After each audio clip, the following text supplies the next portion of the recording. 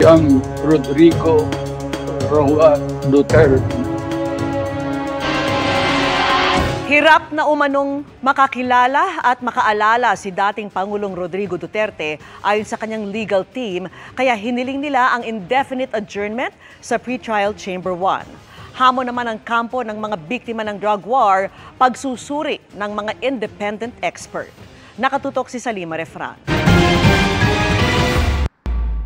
I would like firstly to confirm your identity. Could you provide us with your full names, please? Young Rodrigo Roa Duterte. That's my first middle name is Roa. His surname is Duterte. My birth month day is March 28, 1945. I was born in the province of Leyte in the Philippines. Ang unang pagharap ni dating Pangulong Rodrigo Duterte sa ICC, ang huling beses na nakita siya sa publiko. Halos 6 na buwan mula niyan, sabi ng mga abogado niya, ang dating Pangulo hindi na umano nakakilala ng ilang kaanak, pati abogado, o nakakaalala ng mga pangyayari, lugar o oras. Yan ang laman ng request for indefinite adjournment ng kampo ni Duterte sa Pre-Trial Chamber 1 na isinapubliko ng International Criminal Court o ICC. Sa request ng kampo ni Duterte, sinabing may cognitive impairment ang dating Pangulo at hindi na raw inaasahang bubuti ang kondisyon nito. Sumailalim na nila sa iba't ibang pagsusuri si Duterte tulad ng MRI, CT scan at neuropsychological evaluations. At lumabas daw na apektado na ang alaala ng dating Pangulo, pati na ang kanyang pagkilos at ang kakayahan niya para umintindi at mga tuwiran.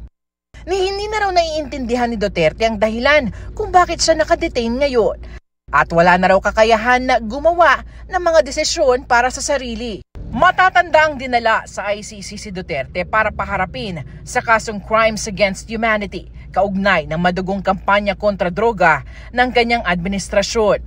Sabi ngayon ng kanyang mga abogado, unfit to stand trial si Duterte at hindi raw makabuluhang makakalahok sa legal na proseso laban sa kanya. At kahit anong treatment pa raw ang gawin, hindi na raw mababalik si Duterte sa anilay state of legal competence. Kaya gusto ng kanyang mga abogado na lahat ng legal proceedings at mga pagdinig ay ma-adjourn indefinitely. Nauna ng pinagpaliban ng confirmation of charges hearing ni Duterte na nakatakda dapat sa September 23 para pag-aralan ng hiling ng kanyang kampo. Hindi ito sinang-ayunan ng isang hukom. Sabi ni Judge Maria Socorro Flores Liera, dapat ibinasura ang hiling ni Duterte at pinagpatuloy na lang ang confirmation of charges hearing na tatalakay lamang kung may sapat na ebidensya ba para sabihing maaari niyang nagawa ng nasasakdal ang krimeng pinangaharap siya. Ang mga usapin sa fitness ng isang akusado at assessment tungkol dito ay nasasakop na raw ng trial court. Noong September 9, isang araw matapos ang pagpapaliban sa pagdinig kay Pangulong Duterte, kinamusta ang lagay nito sa pamamagitan ng bunsong anak nitong si Kitty Duterte. How is he? Specifically po ma'am, the court of course canceled the confirmation because he's not fit to stand trial. So we want to know how is he physically and otherwise, no? So obviously I cannot delve into that. I'd like to reiterate that we were advised to refrain from sharing information about our visits with him. And all I can assure you is that he is alive and well. But he seems healthy. Yes. And strong. No reason for anyone to worry about him. No reason to worry. But ayun, as I said, I cannot discuss with. Ipaparating naman ng kampo ng mga biktima ng drug war ang pagkadismaya at pagkontra sa postponement sa pre-trial chamber sa pamamagitan ng ICC prosecutor. Nais din nilang magkaroon ng isang panel ng independent experts para sumuri kay Duterte. May GC ba itong mga ito?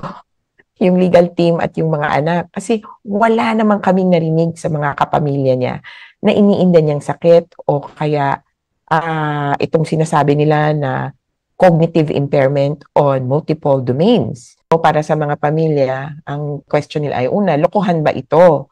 Pangalawa, drama na naman ba ito? At pangatlo, paano kami? Paano ang hustisya para sa amin? Nais din ng mga pamilya ng mga biktima ng drug war na makakuha rin ng kopya ng medical records ni Duterte. Para sa GMA Integrated News, Salima Rafran, nakatutok, 24 oras.